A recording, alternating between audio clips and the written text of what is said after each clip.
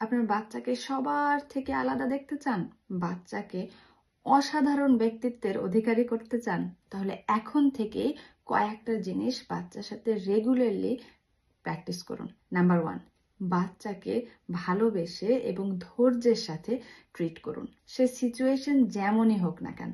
আমি জানি কথাটা বলা যত সহজ, কাজটা করা ততটাই কঠিন, বাট অ্যাজ আ প্যারেন্ট আপনার সেই কন্ট্রোলটা নিতে হবে। আপনি যখন বাচ্চার সাথে ধৈর্যের সাথে কাজ করবেন, বাচ্চার ব্যক্তিত্বে, বাচ্চার বিহেভিয়ারে সেটার প্রভাব পজিটিভলি পড়বে। ঠিক তেমনি আপনি যখন বাচ্চার সাথে খুব অল্পতেই উত্তেজিত হয়ে পড়বেন, বিরক্ত হয়ে পড়বেন, ইমপেশেন্ট হয়ে পড়বেন, তখন কিন্তু বাচ্চার ভিতরের যে স্ট্রেসটা এবং এংজাইটিটা বেড়ে যাবে এবং সেই কারণে বাচ্চার বিহেভিয়ারেও সেটা শো করবে। তখন বাচ্চা অল্পতেই বিরক্তি প্রকাশ করবে, রাগ প্রকাশ করবে, ইভেন তার ভাষায়ও সেই স্ট্রেস, সেই এংজাইটি প্রকাশ করতে পারে। নাম্বার 2, বাচ্চার যে কোনো মিস্টেক, ছোট অথবা বড়, যে কোনো মিস্টেককে স্বাভাবিকভাবে নিয়ে সেটাকে ডিল করুন।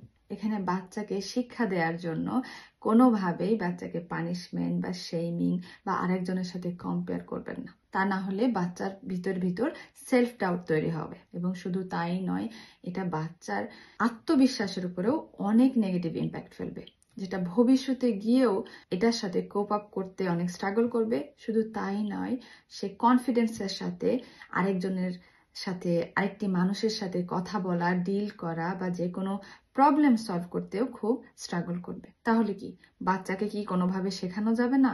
সব সময় কি আদর আদর করেই শেখাতে হবে? বাচ্চাকে অবশ্যই শিখাবেন, বাচ্চাকে অবশ্যই গাইড করবেন, কিন্তু মনে রাখবেন আপনি বাচ্চাকে কিভাবে শিখাচ্ছেন, ওর কাজের উপর, বাচ্চার উপর কিভাবে রিয়াকশন দিচ্ছেন, সেই জিনিসগুলি কিন্তু বাচ্চার নিজের ব্যক্তিত্ব গঠনে অনেক অনেক এবং ডাইরেক্ট ইম্প্যাক্ট ফেলবে। সো আপনি ডিসাইড করবেন যে আপনি আপনার বাচ্চার ব্যক্তিত্বটা কিভাবে গড়তে চান। আপনি যদি আপনার বাচ্চাকে অসাধারণ ব্যক্তিত্বের অধিকারী বানাতে চান, তাহলে আপনাকে সেই অসাধারণ ব্যক্তিত্বটা আগে শো করতে হবে, ওকে সুন্দরভাবে বুঝাতে হবে যে গাইড করতে হয় কিভাবে, কেউ যদি ভুল করে সেটাকে একসেপ্ট করে, সেটাকে শুনে বুঝে সেটার সাথে ডিল করতে হয় কিভাবে। নাম্বার 3, সো প্রতিটা কাজে আপনার বাচ্চাকে কন্টিনিউয়াসলি কারেক্ট না করতে গিয়ে আপনি ডিসাইড করুন কোন কাজটা আপনার বাচ্চাকে ইনস্ট্যান্টলি ফিক্স করা দরকার এবং কোন ভুলটা কিছুক্ষণ পরে কাউন্সিল করলেও চলবে বা ইগনোর করলেও চলবে। একইভাবে আপনার বাচ্চা যদি কোনো কাজ আপনার মনের মতো না করতে পেরেছে, সেই কারণে আপনার বাচ্চাকে যখন আপনি সাইলেন্টলি, চুপ থেকে ইমোশনালি ব্ল্যাকমেল করছেন যে আপনি খুব কষ্ট পেয়েছেন, ওকে বোঝাচ্ছেন এবং আপনার বাচ্চা শুধুমাত্র আপনাকে ভালোবেসে আপনাকে আরো বেশি খুশি করতে যাওয়ার চেষ্টা করছে, সেটা ওর যতই কষ্ট হোক না কেন, সেই প্র্যাকটিসটা যদি রেগুলার বেসিসে হতে থাকে, তখন কিন্তু আপনার বাচ্চার ভিতরে একটা অভ্যাস গড়ে উঠবে যে মানুষকে খুশি করতে হবে, মানুষকে হ্যাপি রাখতে হবে। এবং ও যখন বড় কোনো গ্রুপের মধ্যে ভবিষ্যতে যাবে এবং সিমিলার সিচুয়েশনে পড়বে, দেখবে মানুষকে খুশি করতে হবে, মানুষ আনহ্যাপি হয়ে গেছে যে কোনো কারণে, তখন কিন্তু নিজের ইমোশনটাকে সে চাপ দিয়ে রেখে মানুষ কিভাবে খুশি হবে সেটার উপরে বেশি ফোকাস দেওয়া শুরু করবে এবং সেটা তখন ওর মানসিক স্বাস্থ্যের জন্য কিন্তু অনেক ক্ষতিকর হতে পারে।